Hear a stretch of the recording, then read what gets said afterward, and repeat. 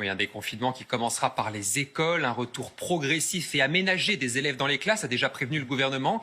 Mais déjà, certains professeurs et parents d'élèves s'inquiètent et même plusieurs mairies s'opposent à cette réouverture. C'est le cas dans les Alpes-Maritimes. Alexandre Allais et Frédéric Sirulli sur place. Rouvrir cette école maternelle, terrain de jeu 270 élèves, le 11 mai prochain. Impensable pour ce maire de Villeneuve-Loubet, lui-même enseignant. Le 11 mai, nous ne sommes pas ouverts. Alors s'il y a une réquisition, bien sûr, nous ne pouvons pas nous opposer à la réquisition, mais il n'y aura pas de personnel municipal. Ça se fera sans nous. Comment mettre en œuvre la distanciation sociale dans les classes, à la cantine? Comment faire appliquer les gestes barrières?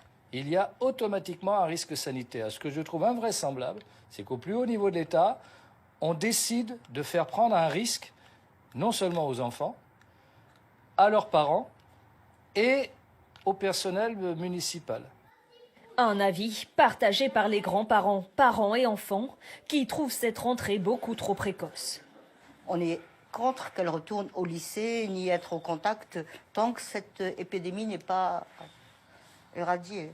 Ah non, non, les écoles, c'est bien trop tôt. Pourquoi pas les faire reprendre en septembre? De toute façon, ils vont travailler un mois. Ça va servir à quoi? On n'a pas atteint le pic de l'épidémie, mais en plus, on n'a même pas un bon remède contre. Quelles seront les conditions pour la réouverture des écoles? Le maire de Grasse s'interroge lui aussi.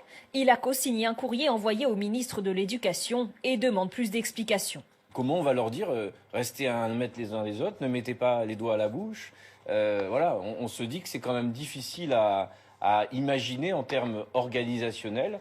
Pour le moment, il n'y a que des questionnements et des attentes. Des précisions sur les modalités de cette reprise devront être apportées par les préfets.